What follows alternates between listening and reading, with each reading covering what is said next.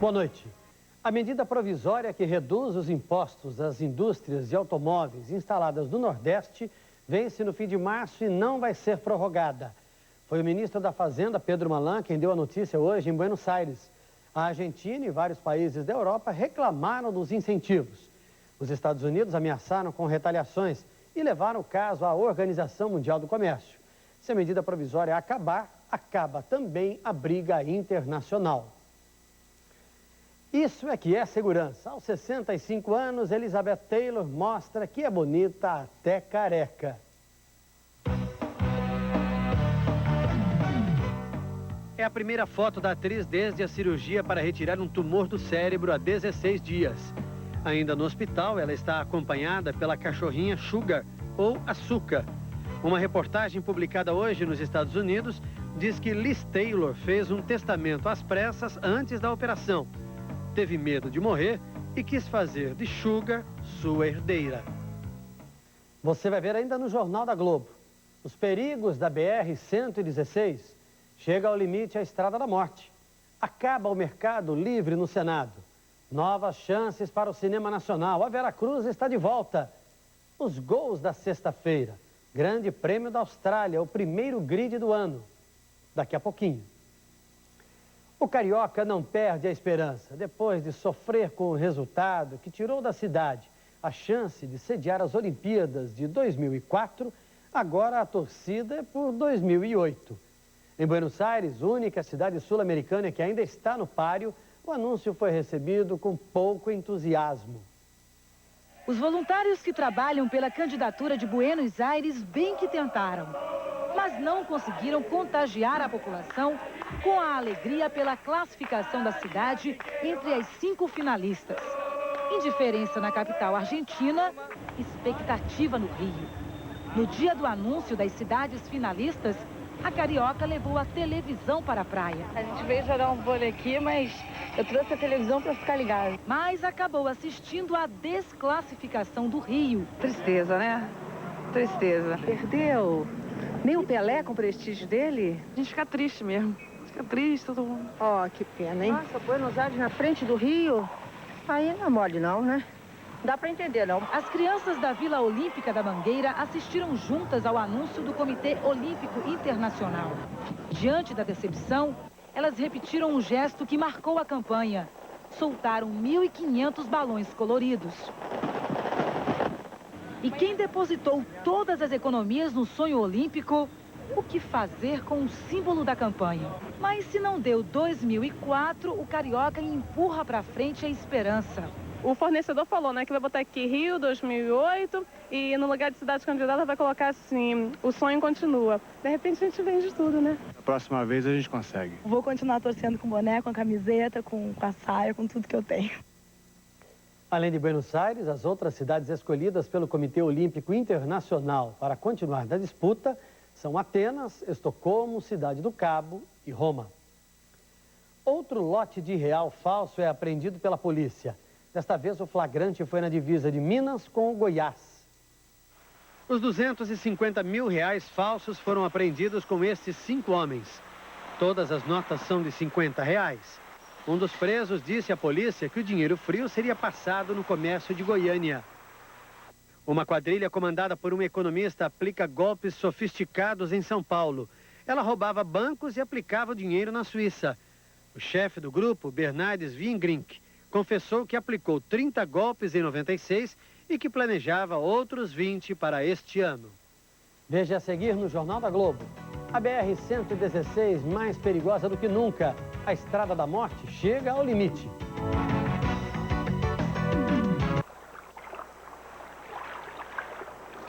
Neste fim de semana tem novidade na sua praia. Didi, eu tenho novos amigos na minha classe. Verdade? Boa notícia. Então vamos lá conhecê-los. Bom dia, professora Daniela. Bom dia, Didi. Bom dia, Tininha. Tininha, vamos apresentar os seus novos colegas para o Didi. Esta é Márcia. Ela é surda e adora se comunicar. Oi! Essa é a Gabriela. Ela tem deficiência mental e aprende tudo direitinho. É isso mesmo. Esse é o Ronaldo. Ele tem deficiência visual, sabe ler, escrever e arrasa no futebol, né? Tudo Esse é o Marcos. Cadê o Marcos? Ô, menino. Gente, esse é o Marcos. Ele tem paralisia cerebral e é um campeão na escola. E todos querem estudar. Acorda, Brasil. Vamos estudar juntos. A professora Daniela está certa. Essa é uma campanha de integração do aluno com deficiência na rede de ensino. Apoio Sorri Brasil e Unicef. Programa Acorda Brasil. Programação forte e variada.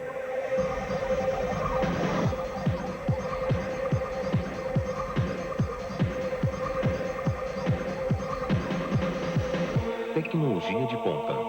Atendimento personalizado.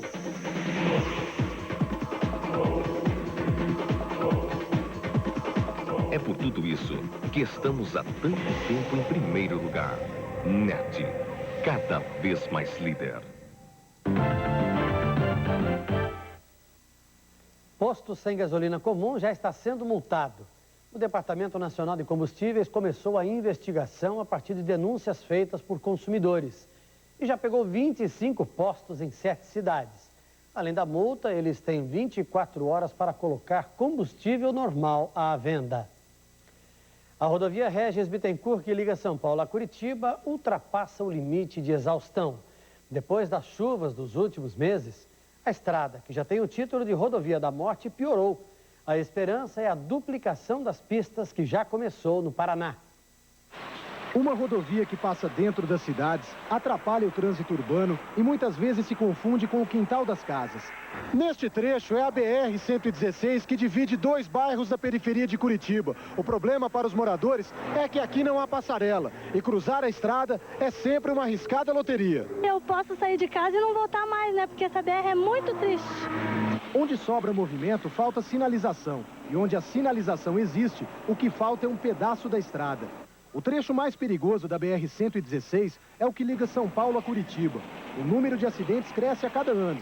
Em 95 foram 4.368. No ano passado, 5.878. E só nos 2 primeiros meses deste ano, já são 1.042 acidentes. No mais grave, esta semana, 11 pessoas morreram. Embora as obras de duplicação já tenham começado no Paraná, a maior parte da rodovia ainda tem pistas simples. Curvas, buracos, queda de barreiras e imprudência tornam a estrada ainda mais perigosa. O meu colega acidentou lá no Miracatu, lá, o Mercedinho bateu nele lá e morreu, né? Ontem.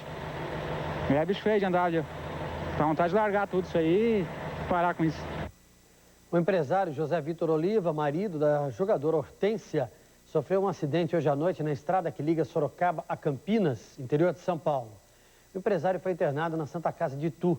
O carro dele capotou depois de bater num poste. No final da noite, José Vitor Oliva foi transferido para o Hospital Sírio-Libanês, em São Paulo. Hortência, que não estava no carro, está acompanhando o marido.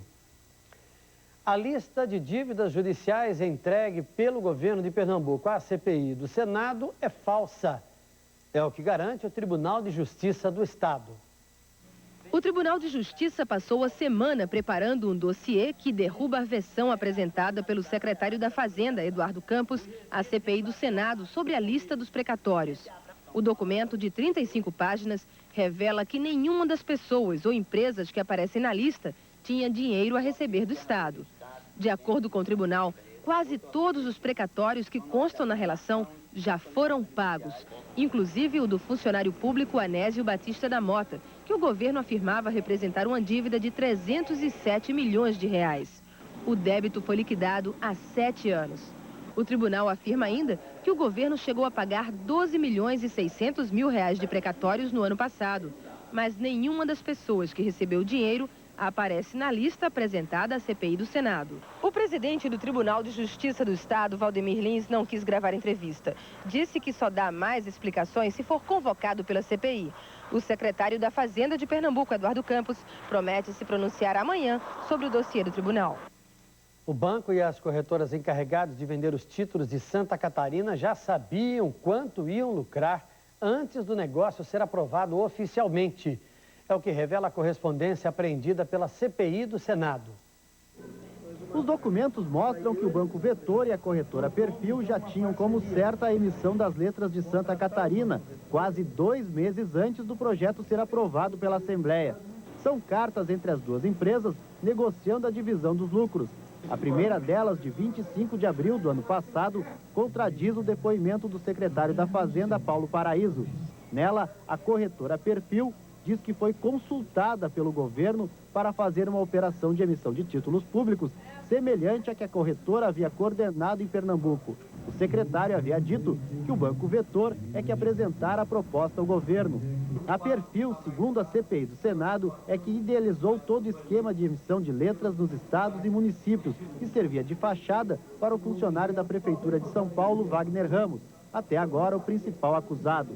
A troca de correspondências segue até o dia 22 de maio, quando o Banco Vetor, a Perfil e outra empresa, a Yannis, assinam contratos dividindo o lucro.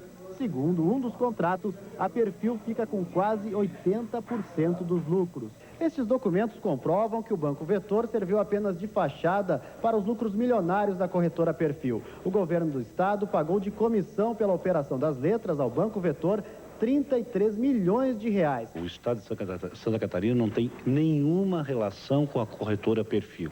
A nossa relação é exclusivamente com o Banco Vetor. Se o Banco Vetor tem alguma correspondência com a corretora Perfil, cabe a eles explicar do que se trata.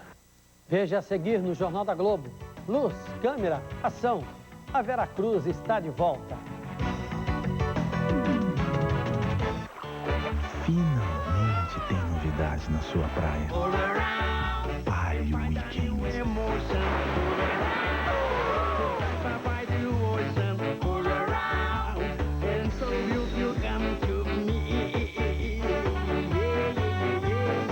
Palio Weekend. Valeu a pena esperar para se apaixonar de novo. Exibição na sua concessionária Fiat. Quando escuto uma conga latina, dá uma taquicardia. Me desaparafusa as ideias, eu pra ti. Baixo astral, vou pra Porto Alegre, meu guri de Salvador. Cara de moleque. Essa Maria fumaça é devagar, quase Cleiton e Cledi. Lançamento Som Livre. Curitiba tem milhares de imóveis para vender, comprar ou alugar. Pelas páginas da Gazeta do Povo, já passaram mais de 3 milhões de imóveis. Mais de 10 mil ofertas todo mês para você. Milhares de oportunidades de negócios só na Gazeta. Isso é eficiência. Isso é resultado. Caderno Imobiliário da Gazeta do Povo. O único do tamanho da sua cidade. Quem ocupa espaço no prédio do Senado agora vai pagar aluguel.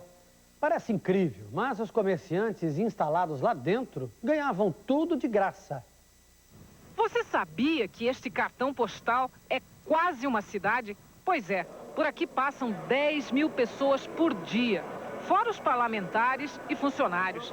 Tem salões que parecem praças, corredores como ruas, tem restaurantes, barbearias, lanchonetes, correios, bancos e quiosques. O Senado também é o endereço de partidos.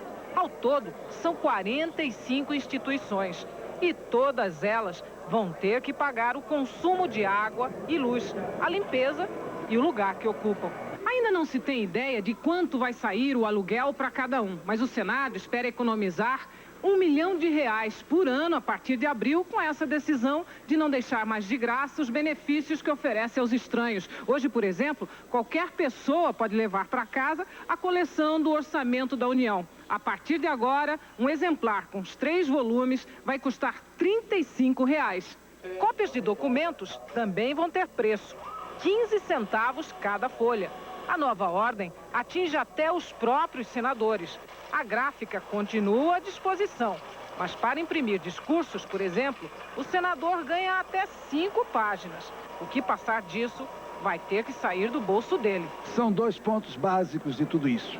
É a moralidade da medida e, sobretudo, a economia que vai gerar para que se possa empregar recursos em setores que estão precisando no Senado se desenvolver. A mágica do cinema volta a brilhar na Companhia Veracruz, em São Paulo. Os estúdios mais famosos do cinema brasileiro deixam para trás os anos de escuridão. Hoje o dia voltou a ter luz, câmeras e muita ação. Romance, drama, musicais, cenários gigantescos.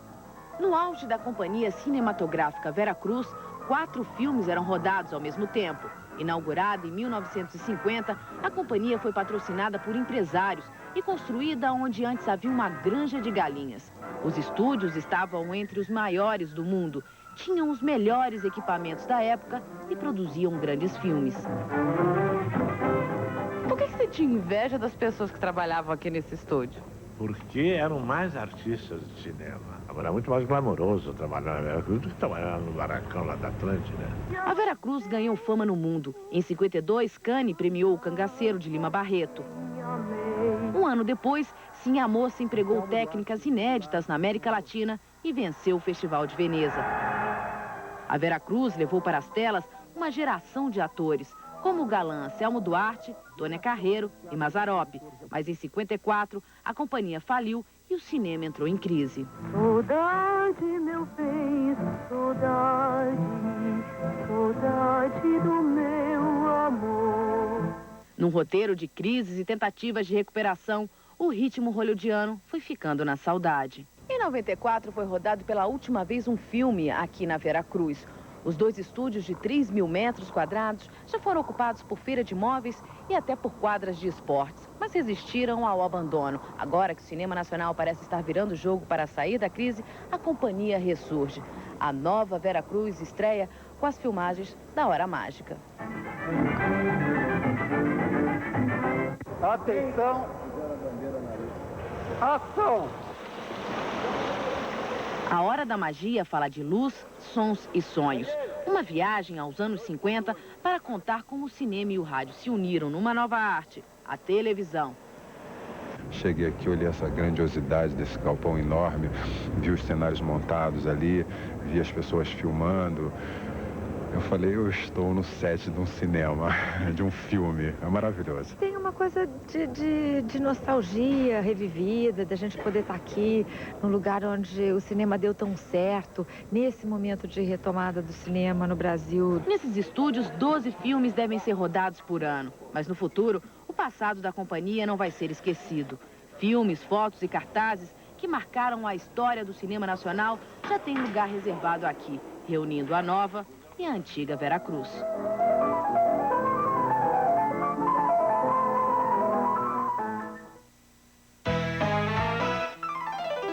A Veracruz foi nosso sonho dourado de primeiro mundo. Em 1950, a burguesia paulista entrou no deslumbramento. Seremos Hollywood, seremos Cannes, seremos o Oscar, seremos Bette Davis, Tyrone Power, seremos Clark Gable, seremos a delícia de viver. E gastaram dinheiro, chamaram técnicos ingleses e italianos, importaram equipamentos e começaram os sonhos de grandeza. Muitos filmes foram feitos, mas no final, só um grande sucesso, O Cangaceiro. Porque eles não tinham pensado numa única coisa. Como iam distribuir os filmes? Como? Os cinemas brasileiros só exibiam filmes com Bette Davis, Clark Gable, Tyrone Power. Ninguém queria saber de Eliane Lage, Anselmo Duarte. Estavam todos acostumados aos gringos e os donos de cinema também, que eram dominados pelos americanos. Mesmo O Cangaceiro caiu no conto do vigário da Columbia Pictures. Compraram o filme para o mundo inteiro pela miséria de $20 mil. Agora, a Veracruz reacende as luzes e câmeras. Com a nova lei do cinema, vai ter muito filme pronto. Mas se não tiver distribuição, fica tudo na prateleira. Boa sorte, nova Veracruz. Mas cuidado com os gringos. Veja a seguir no Jornal da Globo as notícias do esporte, os gols da sexta-feira. Fórmula 1 dá a largada na Austrália, o primeiro grid de 97. Se eu tivesse um canudinho, eu me enchia de você e acabava com o vazio de viver. Você me desespera, você me enlouquece. Ai, meu Deus, como é que você pode?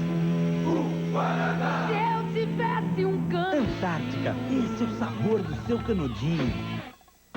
Por ano, os nossos refrigeradores fazem tanto gelo quanto meio continente da Antártida. As lavadoras da Electrolux lavam o equivalente a um rio Amazonas. Os nossos fogões esquentam o mesmo que um deserto do Saara. As nossas secadoras secam uma catarata do Niágara. Por isso, a Electrolux é líder mundial em eletrodomésticos. Das 8 da manhã às 6 da tarde, a paixão do Brasil é o trabalho. Mas depois disto, a paixão do Brasil é a Antártica. Antártica gelada, estupidamente gelada, mais bonita e mais gostosa. Vambora, vambora, tá na hora de uma Antártica. Vem uma Antártica gelada, eu quero a melhor, eu quero Antártica. Este é o Conde Chiquinho Scarpa, um dos homens mais bem acompanhados do país. Chiquinho, o Brasil inteiro gostaria de saber, qual é o segredo desse seu sucesso com as mulheres? Bom, é fácil. O segredo do meu sucesso com as mulheres está logo aqui. Espera aí, o senhor não quer que a gente acredite que o seu sucesso todo é por causa das Havaianas. Havaianas? Eu adoro Havaianas, mas estou falando do meu iate. Havaianas, todo mundo usa. Oh, happy day, oh, happy day, oh, happy day. Happy day, and Jesus, oh, he was, oh, he was. Oh, happy day. Pai, serve o café, deixa que eu canto. É melhor. All Day. Chegou o seu dia de ser mais feliz. Fórmula 1 97. Oferecimento All Day. Guaraná Antártica. Electrolux.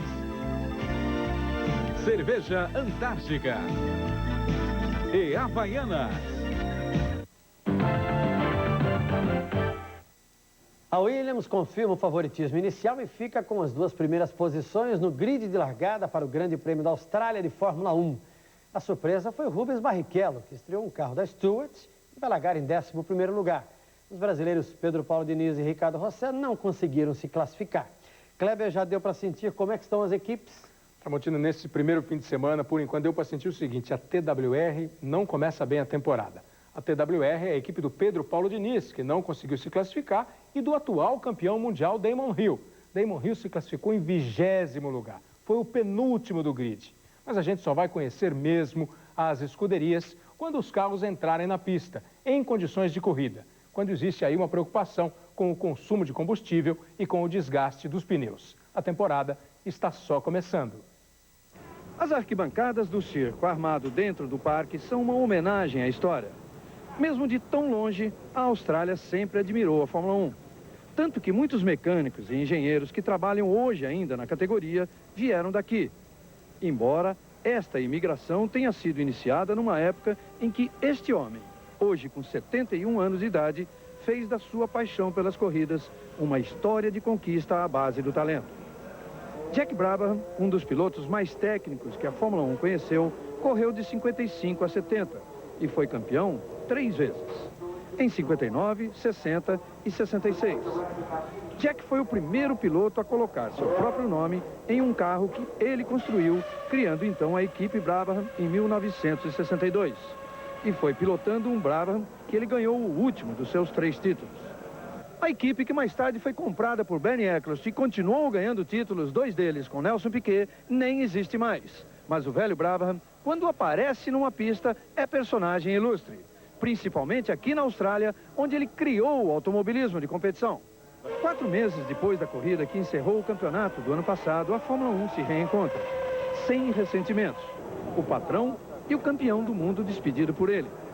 Os inimigos de bastidores, agora cheios de planos e segredos. E as boas novas, que são os 2 grandes campeões que passaram a ser donos de equipe. Prost comprou a Ligier e conseguiu a anuência dos outros donos para mudar o nome no mesmo ano. Jack Stewart fez tudo novo, partindo do zero para criar uma equipe que já trabalha com jeito de veterano. Agora é hora de saber se a Williams estava escondendo o jogo durante os testes do mês passado na Europa. Se a Benetton está mesmo com a bola toda como mostrou nos testes. E também a McLaren, que volta a ter um carro com cara de vencedor. Ou se a Ferrari já tem carro para Schumacher brigar pelo título. E agora a gente confere o primeiro grid da temporada. Repetindo o que fez no Grande Prêmio da Austrália do ano passado, Jacques Villeneuve da Williams é o pole position. Na segunda posição, outro Williams, de Harold Frentzen. Michael Schumacher com a Ferrari ficou em terceiro. David Coulthard da McLaren larga em quarto. Ed Irvine da Ferrari na quinta posição. Mika Häkkinen da McLaren é o sexto. Rubinho Barrichello da Stewart é o 11º. Pedro Paulo Diniz e Ricardo Rossetti não se classificaram. Na Libertadores, o Sporting Cristal do Peru assume a liderança do grupo em que estão Grêmio e Cruzeiro. Hoje, os peruanos derrotaram o campeão do Brasil. E no Campeonato Paranaense, o Atlético vence o Matsubara e é líder isolado. O Atlético passou fácil pela equipe do Matsubara. Oséias para Piekarski. E o polonês faz 1-0. Um bom trabalho do ataque e Oséias marca 2-0. Paulo Rink faz o terceiro, tem 11 gols e é artilheiro do campeonato. O Atlético lidera com 23 pontos. Agora os gols da Libertadores da América. Derrota do Grêmio, Oliveira Andrade. Magalhães, mais uma vez com liberdade do lado esquerdo, coloca na área. Atsi foi pro Peixinho para afastar no toque de cabeça. Deu rebote, Julinho. E o pênalti está marcado pelo árbitro chileno Eduardo Gamboa. Pênalti claro de Mauro Galvão. Derlei abre os braços. Partiu Solano, bateu, tá lá. Gol do Sporting Cristal. O Derlei caiu bem para a bola, mas passou por baixo do braço dele. No grupo, todos jogaram 3 vezes. O Sporting tem 7, o Grêmio 6, o Aliança 4 e o Cruzeiro nenhum ponto. 3 se classificam. A Justiça Paulista concedeu hoje uma liminar para a oposição no Palmeiras. E o clube tem 20 dias para realizar eleições. Pelo estatuto, o atual presidente, Mustafa Contursi, não pode concorrer. É a briga pela gerência de um dos maiores clubes do Brasil. O medo da torcida tramontina é que essa briga de diretores acabe influenciando no rendimento do time que está jogando um bolão no Campeonato Paulista. Veja a seguir no Jornal da Globo. Uma creche acha solução para a agressividade infantil. O professor mais perto da criança. Curva fechada é o seguinte, dá um totozinho no freio e mantenha 4.700. Chega a subida da Cessa, joga uma terceira e uá! Honda Accord. Suspensão inteligente, transmissão inteligente. 3 computadores que adaptam o carro à sua necessidade, ao tipo de estrada e à velocidade. Dá 3 toquinhos na buzina, a gatinha olha, você olha pra ela. Para conquistar a liderança, uma TV por assinatura tem que oferecer uma programação forte e variada.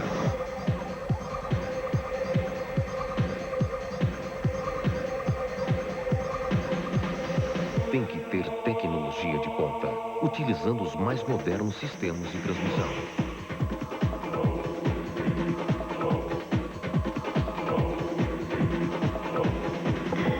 Tem que prestar os melhores serviços, com atendimento personalizado, instalação imediata e assistência técnica rápida e eficiente. E tem que oferecer as melhores condições de pagamento.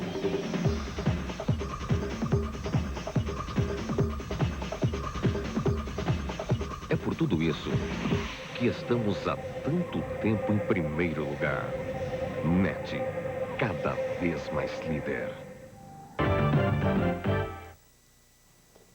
Criança agressiva tem jeito, sim. Uma creche nos Estados Unidos mostra que a solução pode ser muito simples. 63% da mais nova geração de americanos passam boa parte do dia fora de casa, longe dos pais. Nas creches, muitos adultos ensinam, educam e cuidam da garotada. Graham Cartridge é um representante típico dessa geração. Vivia tendo ataques de raiva. Batia nas professoras e nas outras crianças. Nos últimos 6 meses, ele mudou de comportamento. Graham está participando de uma experiência em Dallas, no Texas. Sônia Benporad, especialista em desenvolvimento infantil, fundou esta creche para comprovar uma teoria. Aqui, as crianças não são divididas por faixa etária Elas fazem parte de um grupo fixo, com colegas de várias idades. Durante 3 anos, o grupo passa o dia inteiro com o mesmo professor, como se fosse uma grande família. Graham mudou de comportamento, está mais calmo e não bate ninguém. Sônia acredita que esta é a chave do problema. A meninada precisa de tempo para desenvolver um relacionamento mais íntimo com ao menos um adulto. A creche de Dallas, por enquanto, é só uma experiência, onde os pais ricos pagam mais caro e o governo cobre os custos dos mais pobres. Os estudos mostram que as crianças estão mais tranquilas e se relacionam melhor. A teoria foi comprovada na prática e o exemplo pode se multiplicar pelo resto do país. Uma bisavó prova que nunca é tarde para realizar um sonho. Aos 83 anos, a mineira Dina Dalma estreou como atriz agora à noite no Rio.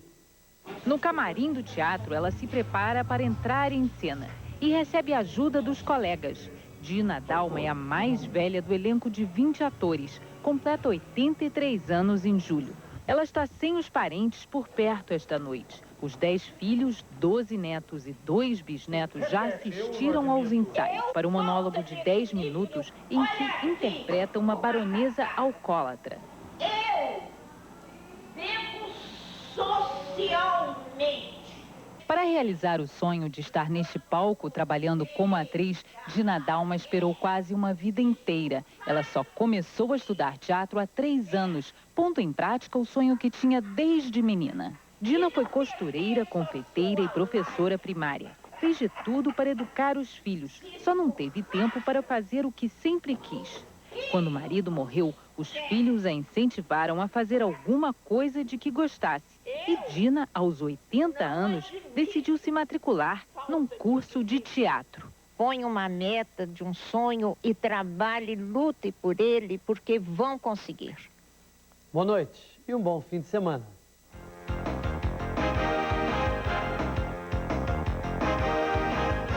Agora, campeões de bilheteria. Era uma vez no Oeste. Classificação 18 anos.